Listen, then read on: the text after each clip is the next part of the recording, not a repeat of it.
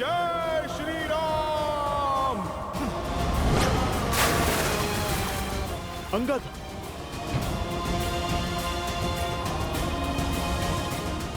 अंगद, अंगद, अंगद, तुम ठीक हो?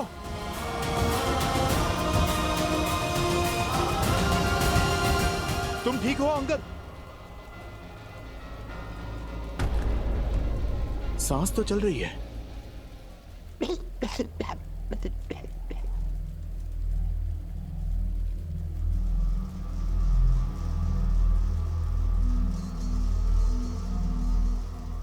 उसे रोकिए, अन्यथा ये युद्ध कभी समाप्त नहीं होगा। किंतु तुम अंगद? ठीक।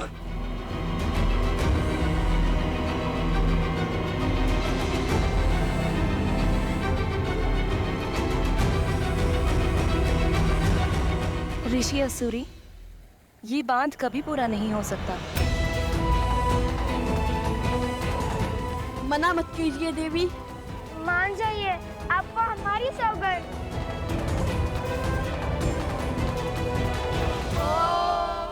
मधुजक्ता हितायने मधु रक्षन्ति सिन्धवा पाति विल्ला संतो वसी मधुनक्तो तोसो मधुपाति वरज।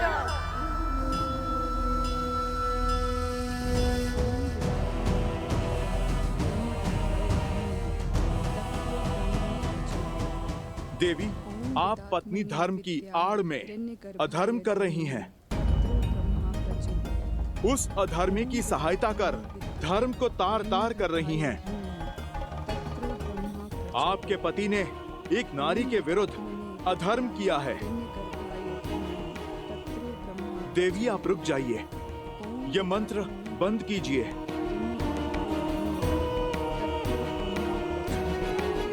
तो आप ब्रह्म मंत्र का जाप कर रही हैं? उचित है, मैं आपको रोकूंगा नहीं, मैं भी मंत्र जाप करूंगा। आप जानती हैं वो भी किसका? देवी सरस्वती का। वो ही तो हैं ब्रह्मदेव के मंत्र की काट।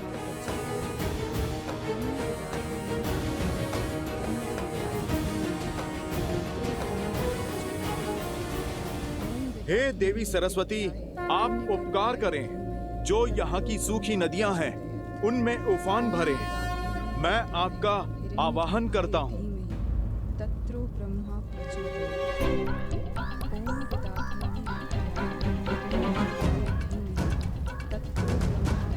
माता, आप आइए ना, बहा के ले जाइए इन असुरों को और इनके साथ चंद्रवाहु को भी। इससे पूर्व कि मैं मंत्र जाप आरंभ करूं और यहाँ की सूखी नदियों का उफान आपके चंद्रबाहु को बहा कर ले जाए। देवी, आप रुक जाइए, मैं आपको वचन देता हूँ, उसे मृत्यु नहीं, प्रभु श्री राम के हाथों मोक्ष मिलेगा। और देवी, यदि माता सरस्वती का वेग उसे बहा कर ले गया तो वो जहाँ जाएगा मैं उसे बिना अन्न जल के वहीं बांध दूंगा। जीवित रहकर भी मृत का जीवन जिएगा आपका पति।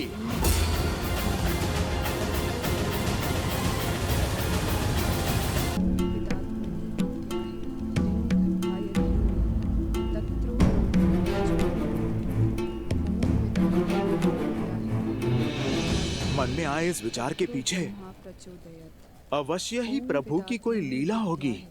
चलो माता सरस्वती से ही सहायता की गुहार लगाई जाए। जय मां सरस्वती, मैं आपका आवाहन करता हूँ।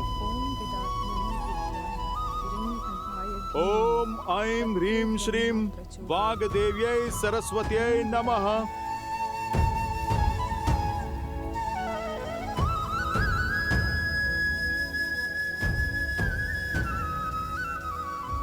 महापवित्र सरस्वती नदी की सहायक नदियां हैं, जहां असुरों का साम्राज्य फैला है। आप अपना वेग वहां ले जाइए।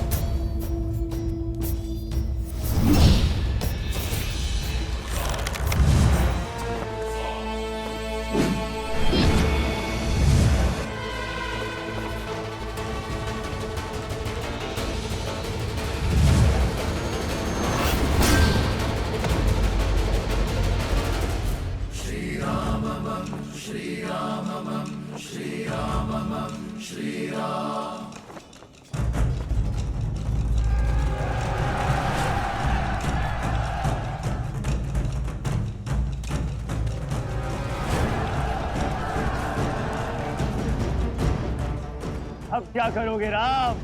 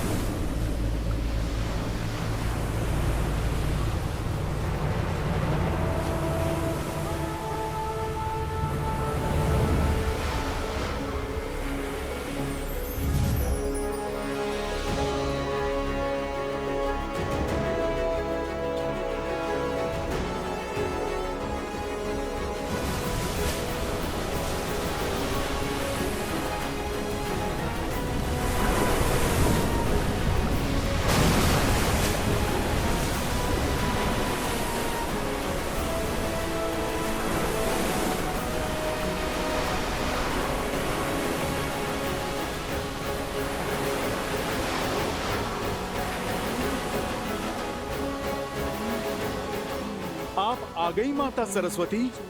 आप धन्य हैं, धन्य हैं आप।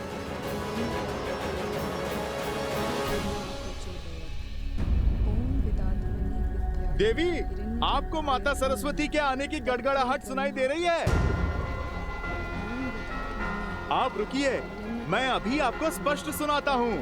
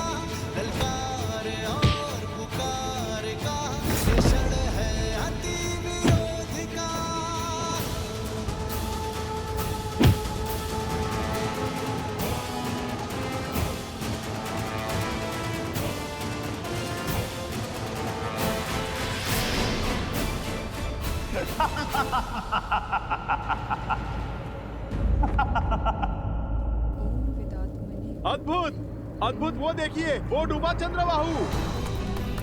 अरे आप देखिए, देखिए ये जल का वेग कहाँ लेकर जा रहा है उसे। ये तो लगता है सृष्टि के उस छोर पर चला। चलिए, मेरा कार्य तो आरंभ हुआ। अब मैं उसे खोजकर बांधता हूँ। माता, मैंने तो आपको अवसर दिया था। अब आप मुझे आज्ञा दें। यदि आप मान जाती तो आपके पति मोक्ष पाते, किंतु अब तो उसे क्षण क्षण मरना होगा मेरे पास में। स्वामी,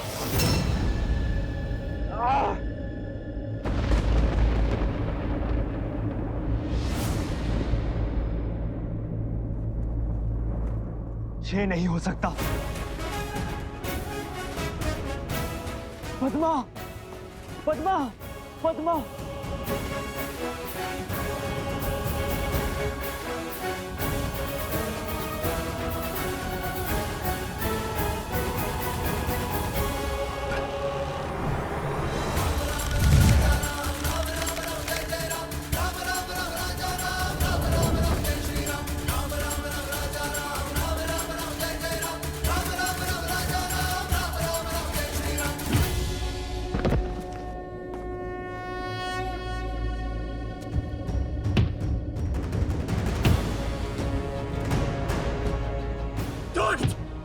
दुराचारी!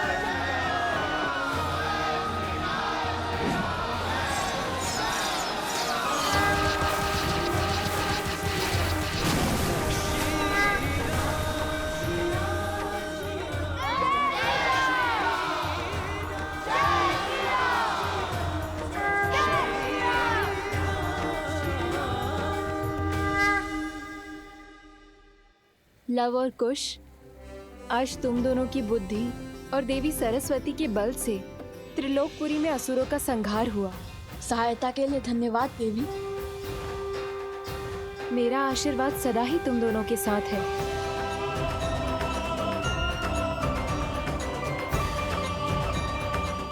धन्य है वो माता पिता जिन्हें तुम जैसी संतानें मिली।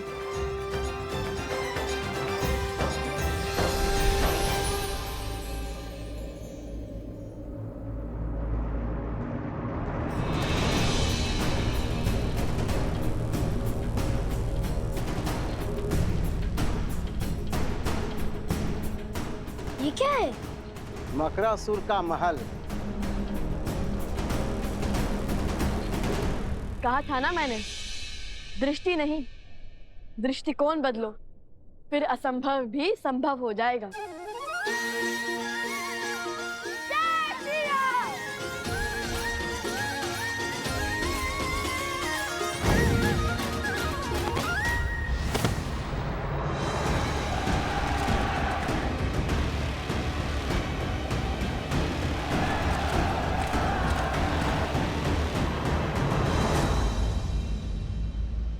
रुक क्यों गए महादेव, वो भी कथा के इस रोचक मोड़ पर? रुका मैं नहीं गौरी, रुका तो बुद्धि के देवता गणेश के विचारों का प्रवाह है। गणेश, किस विचार ने घेर लिया तुम्हें? माता, हनुमान जी ने माता सरस्वती का आवाहन किया और बाढ़ आ गई, असुरों को अपने साथ बहा ले गई। किंतु बाढ़ तो लवकुश के प्रयासों का फल भी हो सकता है। यदि वो दोनों फल्गु पर नहीं होते, क्या तब भी माता सरस्वती बाढ़ लाती? सूर्य अपने आकर्षण से धरती और चंद्रमा को खींचता है गणेश, और धरती और चंद्रमा अपने बल से सूर्य को खींचते हैं। यही प्रकृति का संतुलन है। इस कथा में भी हर कड़ी एक दूसरे से जुड़ी हुई है। संसार में जहां कहीं भी भलाई का कार्य होता है, वो भलाई के अन्य कार्यों को प्रोत्साहन अवश्य देता है। जैसे वर्षा के आगमन पर स्वयं समुद्र उठकर उसका स्वागत करता है, उसी प्रकार जब जब संसार में कहीं भी भलाई का कार्य होता है, तब तब भलाई का प्रत्येक अंश उसका स्वागत करता है। और फिर ये तो कथा ही जन्मों के संबंध की है, सिया राम की है। वो दोनों भले ही एक दूसरे से दूर हों, परंतु फिर भी एक दूसरे की भलाई का मार्ग अवश्य खोज निकालते हैं। अर्थात यदि एक व्यक्ति के सुकर्म दूसरों को प्रोत्साहन दे, तो धर्म की ये कड़ी अधर्म को धराशायी कर सकती है। हाँ पुत्र। अद्भुत, समझ आया। अब आगे की कथा सुनाइए ना पिताश्री। अवश्य। ये लो तुम्हारा उपहार।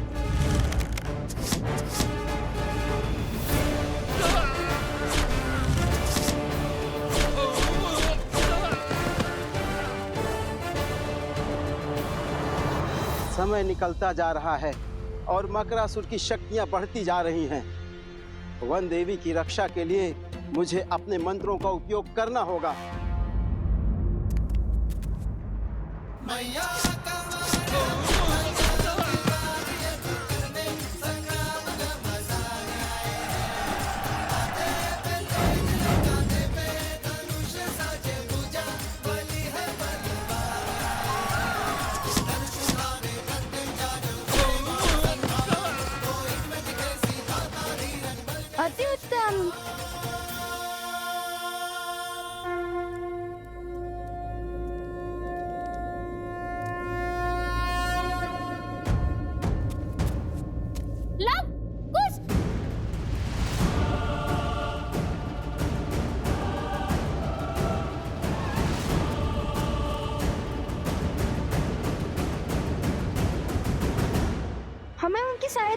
होगी, किंतु कैसे?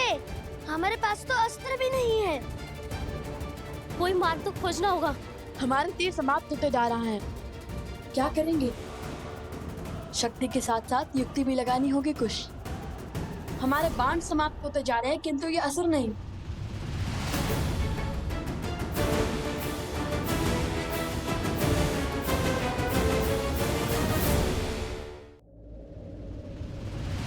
कुछ ये ध्यान करने का समय नहीं है।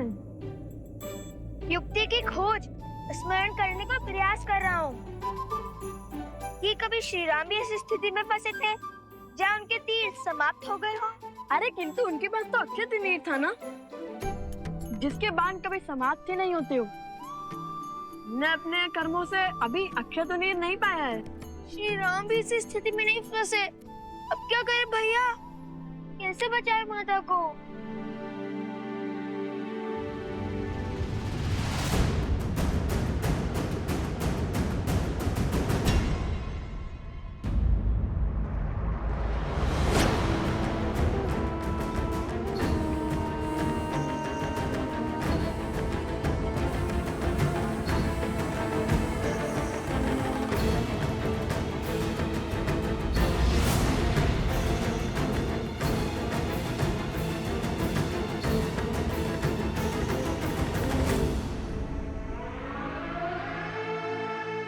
दाओ मकरासुर, तोड़ो सीता का तप। ये तप ही है जो धर्म को बल दे रहा है।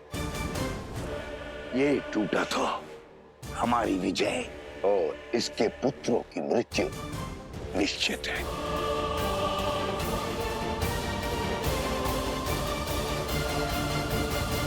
जीवन में कायर तो बहुत देखे, किंतु कायरता की ऐसी पराकाष्ठा नहीं देखी। क्या हुआ? आहत हो गए? धर्म को हराने की, धर्मात्मा को मारने की बड़ी बड़ी बातें तो करते हो, किंतु स्वयं कभी शस्त्र नहीं उठाते। यह कायरता नहीं तो और क्या है?